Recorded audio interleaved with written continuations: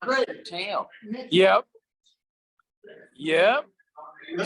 All gone. Yeah, no. Okay, everybody, hey, just a reminder, next week is Mother's Day, no EFC. I know you're gonna miss it, you're gonna miss the food, people. Okay, are you ready to rock and roll, folks? Do I have a story for you? Oh, no. Yeah. Yay! I'm gonna get started, okay? My name is Craig Candelore, and I'm the author of a book called The Libyan Amazons and the Conquest of Continents. Yeah! Yeah!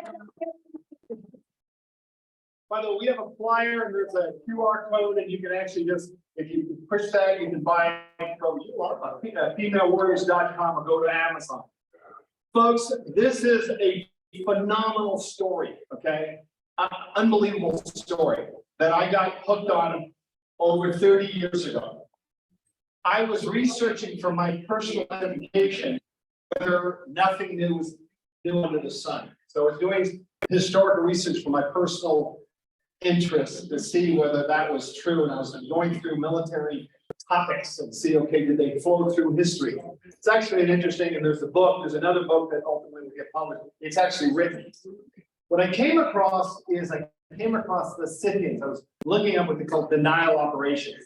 Everybody thinks it's new. It's, you know, where you burn everything and fill in the wells so that the enemy cannot live off the land. And trust me, down through history, that's been used many, many times. The Russians use it against Germany. And they also use it against Napoleon. So this denial operation is well known.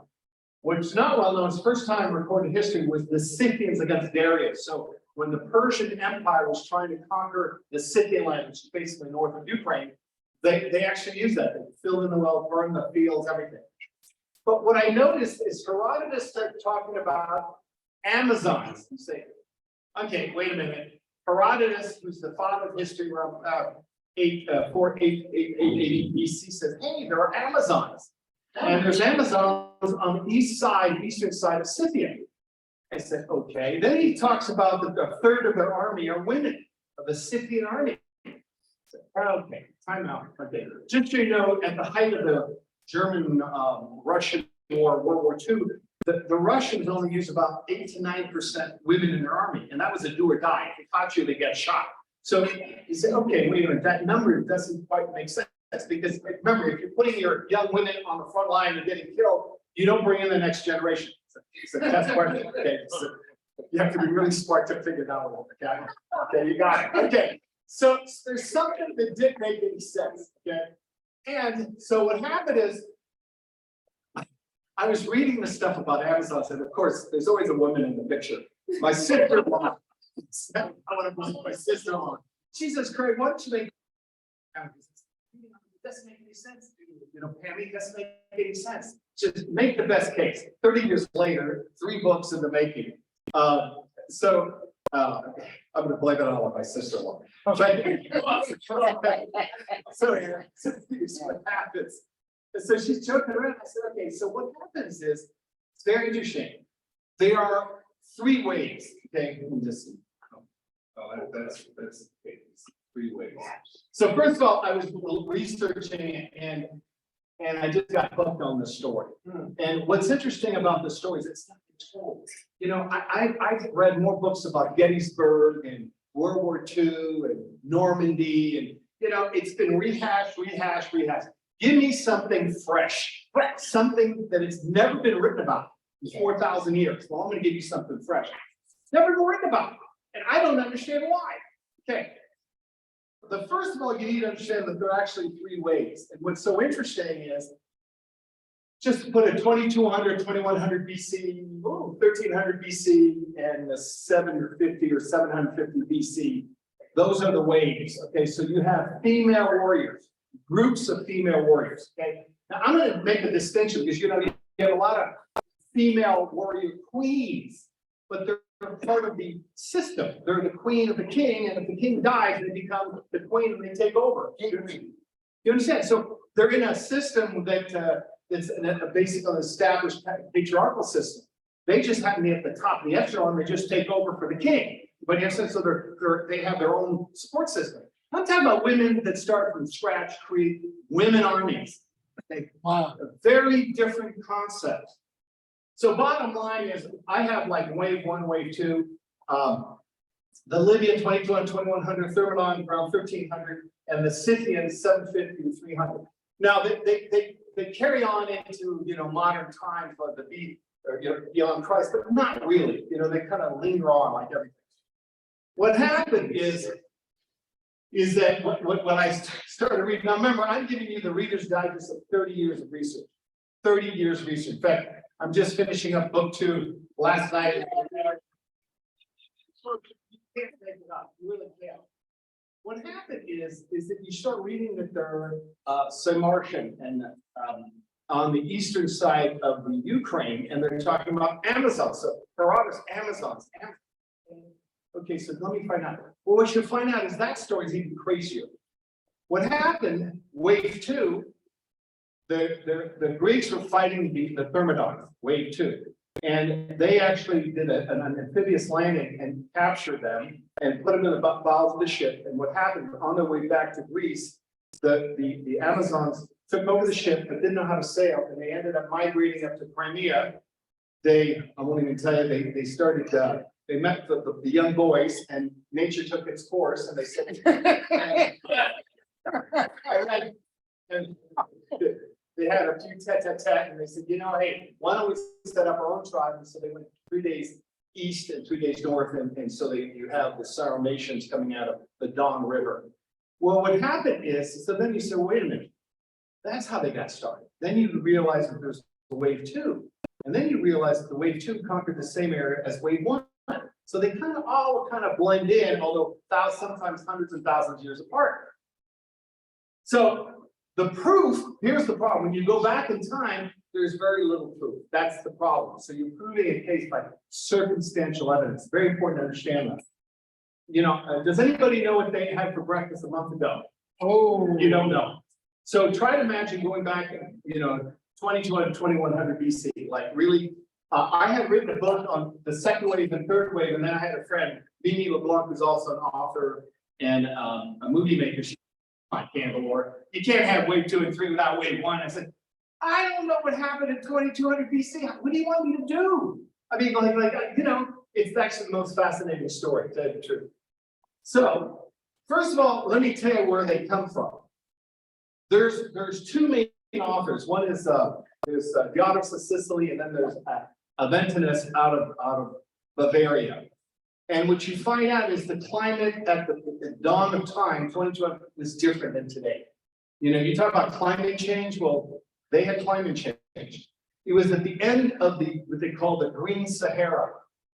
The landscape that we saw, the Sahara, was not what we see today. It was basically, it still had some rain, okay? Also, there were megalakes. I know you just really megalakes, yeah, megalakes. And so you have this queendom started out on an island on one of these megalakes. Okay, and that's how the story starts. And this Marina, who's an emergent leader, basically there's a gender revolution, they take over, and she is, for one of it, she's badass, folks. She's badass. And what you see, and you basically have to reconstruct because you're getting echoes of echoes. They're coming out of the Tuareg tribes. The Tuaregs are pretty female dominant. And so you're going back, and a part of the story is to prove the case, because this is non-fiction, folks. This is non-fiction. I'm having to go back in time and put the shards together. I would like to say it's like a puzzle. You see 30% of the pieces, and you have to guesstimate the others, 70%. Now you can take some educated guesses. Folks, it is a fascinating, I can't even tell you, because the best example is that you see, let's say, a light disappear. There's a black hole, but you gotta have to prove it. Or you see a wobble, there's an orbit, you see a wobble, there's something there, but you gotta prove it. So what happens is you go back and you find out that in fact, there was a mega lake where in middle Tunisia. And so what we have right now are sand, basically basins of sand. But if you can go back in time, they were mega lakes, okay? And so Remember, 2200 BC, yes, sir. Is, is this the time during Sargon the Great? King Sargon the Great? Around the 2100? 20, well, they get him 23 to roughly 2300 BC. So 2350 BC. This is a little bit after him. Oh, yeah. My So- big question was, did you say Herodias mentioned the Amazon? The Honors of Sicily mentions the Amazon. So if you look at his books, Wow. he has 5.5 paragraphs and he mentioned these people. Wow. But remember, they're covered very in a cursory manner. Here's the real thing. Most of these stories were well known to the ancients, except we lost the Library of Alexandria. We lost our whole history, because when that burned up, the 40 to 70,000 scrolls they just disappeared. Yes, sir. Oh, curiosity, how do you know what's Your phone. I know. how do you know about the sand and the mega lakes? How is that, how? Because that? First of all, you go back, they have now done what LiDAR, and they've done screens from the, basically they can X-ray land and they can see their outlines of lakes. You understand? So they know that there are actually major rivers that cut through the Africa. It's very different. We see a Sahara, there's an earth wobble. At one time, the Sahara was all green, and then the wobble changed, and basically the monsoon season went south. And so it then became a desert, and it became a desert very quickly. There was around 2200, there's these major shifts where there was desertification, and then 2000 of steep, within like 100 years, it became a desert. It's very interesting. Climate change very, very, very quick. So that's the problem. So people have to sit down and say, look, we have to rewind very quickly and say, look, slightly different condition. So what you have is she's starting out from a capital where there was a mega lake, and she conquers, and you have to surmise it, because one of the things you see is that there's some pottery from the Greeks where you see women on top of ramparts. How was that? Well, it is my belief that they actually conquered basically what is Morocco. They went first of all west and then turned east. So there's a major battle. And here's one of the other things is that Cerny was a major Atlantean, basically regional powerhouse. And you say, Atlantis, really? Oh, please. Well, here's the problem. There's more and more evidence that Atlantis did exist. Like, I don't know if you know, the Carthage had points that actually showed Atlantis on its points. So don't think this is like a, very frank thing. Is this BC or AD? BC. So the problem that you have is, so you say, okay, so I unfortunately have to get into Atlantis. This is not Atlantis. This is a colony of Atlantis. Atlantis was a naval power. And they found, by the way, there's more and more truth that probably the Riglock structure, I don't know if you've heard, in Mauritania, is probably Atlantis. They have circular, they found it, it's called the Eye of the Sahara. So there was a superpower at the time that it was a mega power, a naval mega power. And the legend says that they controlled lands within the Mediterranean. So it's not so far-fetched, okay? So what you have is she basically conquered Cerny, and by the way, slaughters everybody. Okay, so just when I say badass, you don't want to. This is not the person you want to mess with. Okay, now she rebuilds it, and that's a whole story into itself. So, anyways, just so you know, we go here. Now, what's interesting is when I say the conquest of continents, literally the conquest of continents. I think you check that up. Listen, every time I'm reading about this. She makes a deal. So she comes to, but actually Pharaoh and his delegation comes to see her because she's the powerhouse. She creates an army of 33,000 female soldiers. Wow. I've never heard of this before.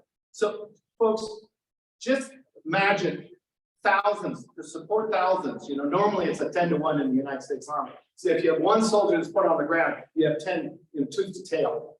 So just kind of imagine what the logistics. She has 30,000 infantry, 3,000 cavalry. She also has bowmen or bow women.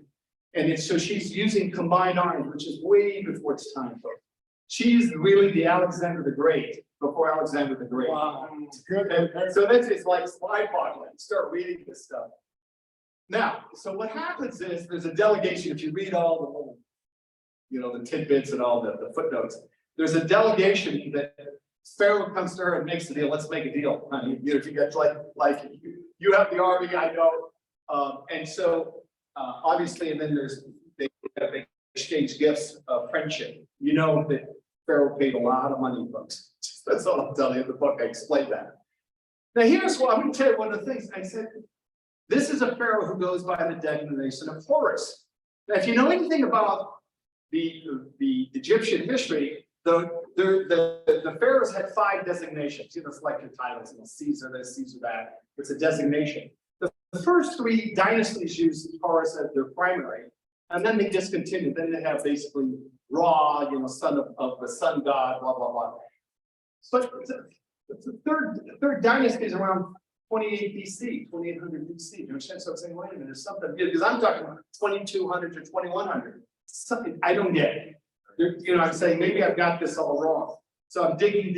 I'm giving you the Reader's Digest of probably 5 months of research, and sure enough, I find a dynasty that goes back to using the single designation Horus. You understand? So I said, ka-ching! So, anyways, so there's a deal. Now, why does she do it? Read the book, you'll see why she does it. It makes sense.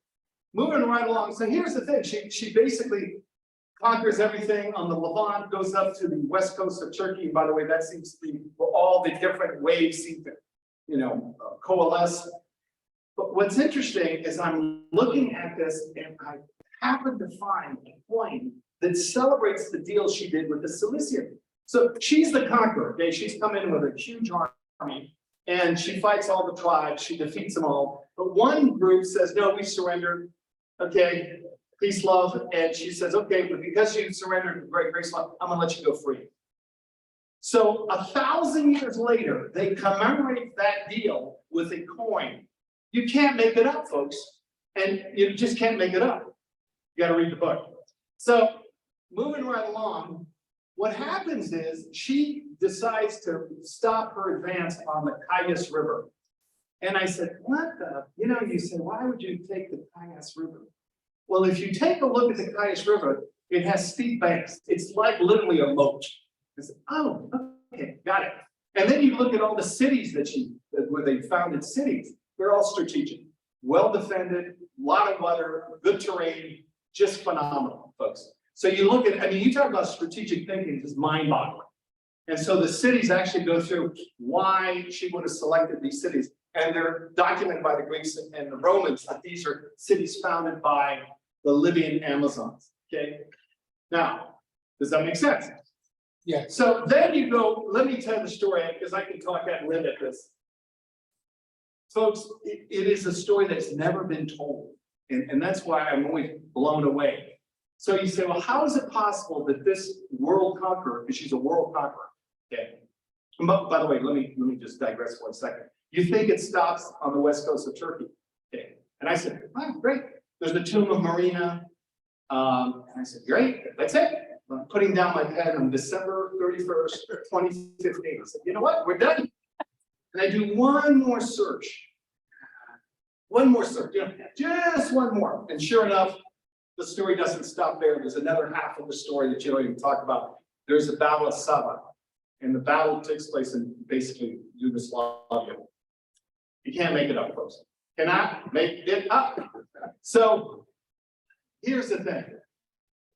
It's a story that has not been told. And you say, how is it possible? I mean, it's not possible. Let me tell you a couple examples. Yeah, I just said, what was her purpose? Just the power? I think that, you know, I think that she's, you know, it's like, why did Alexander conquer Persia? I don't know. I think they're the conquerors. They have it in their blood. I also think that maybe it's the first women liberation, you know, at some point. You got to read the book, because I think there's some overtones that when she was growing up, there was a lot of raids by other tribes, and she had an animus. You read the book and you'll see that I think there's a little bit of an edge, okay, there.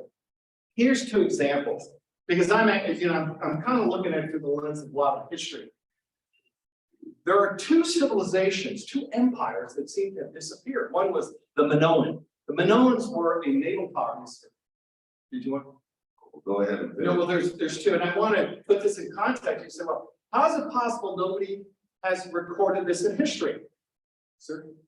Yeah, I got it. Do you want to ask a question?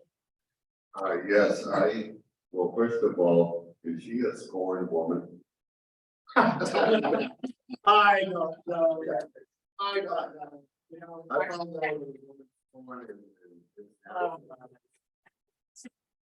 So, When you said that she put together an army of 33,000. Well, I've been in food and beverage all my life, and you know what it takes to feed 33,000 people? And where do they go? The bathroom? yeah, no, listen, don't kid yourself. The numbers are staggering. The two points that I'm gonna circle back in your question. Here's the thing that I first of all looked at. There's two civilizations, and hold that thought because I'm not very interesting. Here's the thing. There are two civilizations. One that was, I got it. Two. One is the Minoan and one was the Hittites. The Minoan were a naval power of Crete that basically terminated with the explosion of Fair Santorini. So it'd be 1450 BC. And it disappeared. And only later on that somebody come in and says, hey, there was a civilization they call Knossos, Minoan for the Minos, King Minos. And then the other one, Hittite, they disappeared. And all of a sudden you say, well, how do you disappear? These are the people that tackled Egypt, 1273 BC. They're the biggest chariot battles before Kursk, the German-Russian battle. So how is it possible that an empire could just poof, disappear? So it happens, folks. And so I'm privileged that I've been able to bring it back into mainstream. Sir. No, I'm not thoroughly schooled in ancient civilization or military tactics, things like that. One of the things that I sort of noticed though, just from experience, like reading about certain things and watching things, usually like these campaigns are broken by something in the long run. So I mean, what happened with Myrna? Was it that the military tactics she used were eventually overcome by advancements in that, or was it that she aged out, or what happened at the end of the story? You got to read the book. What? It's very good. It's a combination. Listen, the problem is, here's what I think happens, and it's always true. There's a theory in the military that likes to feed like. So if you have a tank, the better anti-tank is another tank. Does it make sense? And so what they did is the enemy says that she had cavalry, which is very unusual for that time. She had 3,000 cavalry. She's literally brilliant. Well, they said, okay, we're going to bring cavalry. We're going to put cavalry in the mix. Do you understand? So, it's like after a while, they became Napoleon. If you look how what defeated Napoleon, they adopted his tactics. You understand? In fact, Napoleon says you can't fight your enemy too often, because they're going to learn from your tricks. So they learned from the tricks. That's what they did. That's really what happened. I wanted to answer one of your questions on the logistics. That's actually very interesting. One of my jobs in the military was a logging. So beans and bullets. And folks, it is, we actually have tables where you can look in the table that says, okay, if I have a soldier who needs 5 gallons of water and X number of food, the amount of logistics that it takes to feed 33,000 people is mind-boggling. The other one, how do you get 33,000? Because go back and look at the demographics. I said, that's what's so fascinating about this book, and that's why it's so well researched. I said, I don't believe it. Listen, I was a logging, hey, and everything in the military, you have a manual, FM manual that I need X. How is this possible? Well, it's possible, read the book, because that's the problem. Sir. So this is a 2 question. First off, is the Amazon temple in Mexico City a tribe based off of this? And secondly, are we not sure Jeff Bezos's DNA traces back to this? I don't know if it's that question. I don't know if I can answer. So one of the things that you look back and you say, look, if I'm producing 30,000 and you have certain metrics, you must have had a huge population that is basically not on the books. Do you understand? And so you go back and sure enough, there's a civilization. Look, I'm giving you the Reader's Digest, okay? Because I've had to research months and months and months. This does not make sense, okay? It does. Because there's two authors that say she had 33, basically 33 or 32. Arventinus, who's a German chronicler, says though she had 2,000 cattle instead of 3. They argue about that. But what they do say is they said they had this massive army. Well, I said, how do you feed them? Well, sure enough, listen, there is what they call the Capsian culture, not Capsian. Okay, it's from a town in central Tunisia. It's the Romanized name. And you see that they were growing snails. They were literally growing snails. Because I said, how do you support this? Takes a long time to grow. No, actually, it's actually fascinating. You also can figure how many people do you have to have per village to support 33,000, right? So actually go back and kind of turn back the clock. Okay, if you're going to produce 32,000, you have to have this population base. And I explain that. Does that make sense? So read the book. But I'm giving you the Reader's Digest, which I'm giving you a fact. Well, trust me, it's months of research. I said, well, there's got to be a basis to how are they feeding these people? How are you supporting this? So it's a phenomenal story. I do believe, and unfortunately, it didn't survive her life. She was like an Alexander the Great. You know what happened to Alexander? They broke up his empire. His generals fought over all the succession rights, right? You know what I mean? So the problem is that he's a unique individual in history.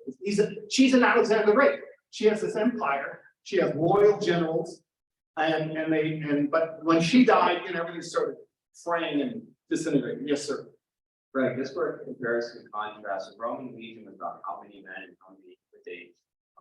Roughly, it's about, first of all, that's a tough question because you have the auxiliaries. So, but you normally roughly 4,000 to 5,000. But then you have the double on the auxiliaries, which are the local levies and support troops. So that's probably a good answer. And by the way, our divisions are based on the Roman legion, which is based on Napoleon. By the way, we kind of adopted, he adopted the Roman legion, and then we adopted the French system. Just so you know, that's the legacy. Any other questions, sir? How many more people on the planet were there during the Roman? Because populations have grown that she was doing it. Population was a lot smaller. Right? I don't think you have it right. I really don't. I just don't. I think, and then this is my opinion, is that there was some cataclysms that we don't quite understand that wiped out. So it's like, it's like the Americas, people don't realize that the European diseases wiped out most of the Americas.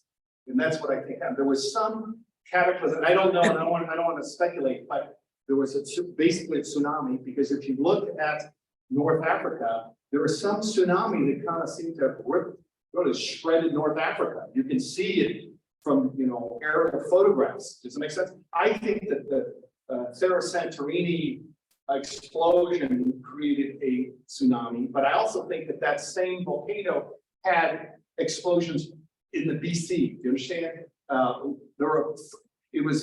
It occurred many, many times. Because here's the problem: you don't find any vestiges of the capital of these Amazon. Why? Well, I think that there was a few of these, like Atlantis, it just got wiped clean. So that's what I speculate. Sir, Do you think the plague impacted into that? I mean, the the Black Plague outbreaks in Europe could impact that, because wasn't just one, there's a few of them, one wiped out a third of the population center in Europe. That was crazy. And then probably get families that sort of the case, but talk about how. I mean, this is all stuff that's developing as time progresses throughout that area. Very good point. I think that there were diseases, major diseases, we just don't know. I don't think it's well cataloged. I really don't. I'm saying, how can you create an army of 33,000? You must have had a huge population base. All women. Well, remember, yeah, exactly. So, and they had house husbands. You actually read the story. They had house husbands. Okay, so I know women gonna love this. So they say, I need to buy that book. Yes. Yes. Women. All women. That's what's so different. They're all women. Okay, so well, that's why I go back and analyze the Tuareg tribes. I said, how is this possible? Well, if you look at their structure, the owner of the tent was the woman.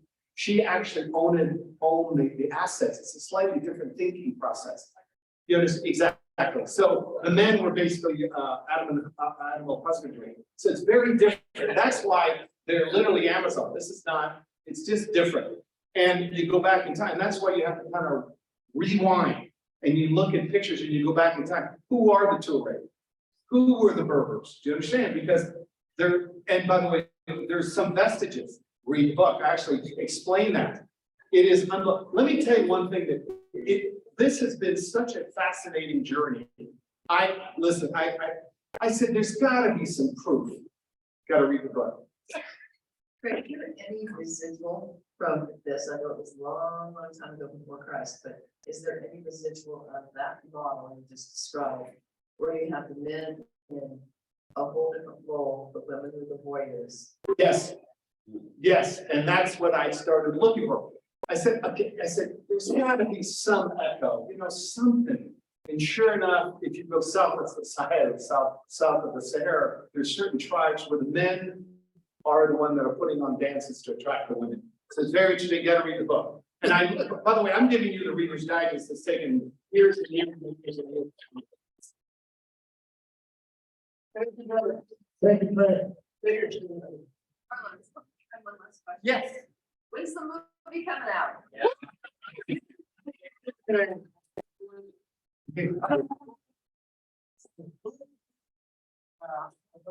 Auditioning.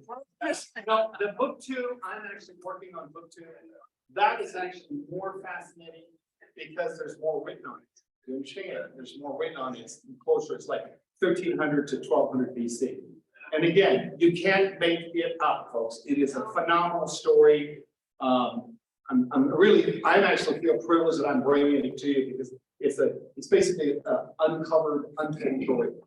Can I say one other thing? I just want to say one other thing. Come on up, Kristen. I just downloaded the book last night, started reading it. And I'm going to read a little bit more before I post my review. On Amazon, I'm gonna post something on LinkedIn for people on the who started reading it. And I would suggest everyone else do the same. I need your help, by the way. Come on now. I really do need to get your reviews, folks. It's really important. I have a flyer. There's also a QR code. If you please read it. It's different. It's fresh. It's just very, very different history that you've never been told. Thank you. Thank you for putting maps in there, so I know where you're talking. We have some more books next week. We will have more books. Fred brought some books and they're all gone. So where can we find your book? If you go to womenwarriors.com. Womenwarriors.com. It's like femalewarriors.com. Femalewarriors.com. And yeah, femalewarriors.com. Okay, femalewarriors.com. It goes to the website. You can go to Amazon directly. Yeah, it's on. We want to give the Colonel, West Point Grant, advisor to the president, Fred, a very, very, very good presentation. Thank you.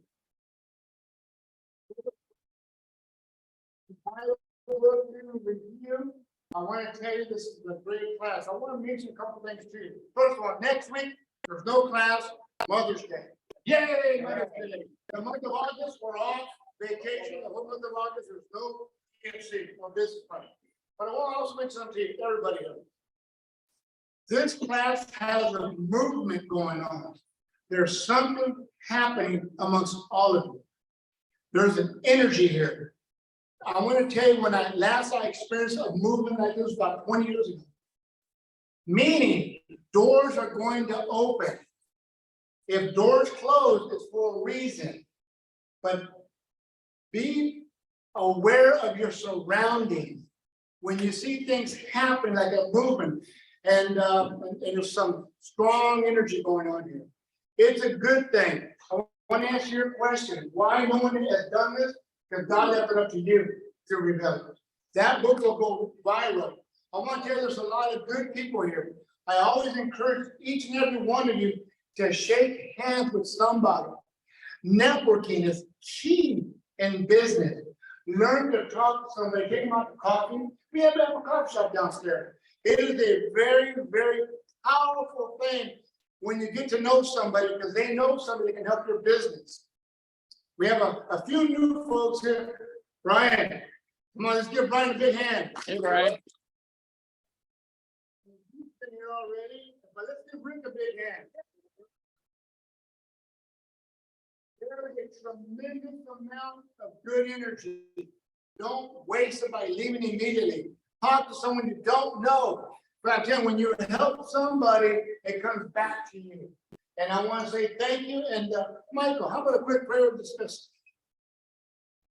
Father, thank you for this time that we had together, breaking bread, this book. We just thank you for all the things that we're receiving from this and church and all those things. I ask that you bless this day, keep us safe as we depart from this place. I ask it in the name of Jesus. Amen. And one more thing, no class next week. The following week is Byron Kelly, an expert on how to make money on your money. So Byron Kelly here in 2 weeks, financial experts licensed throughout the United States. It's a good class. Have a good day. Thank you. All right.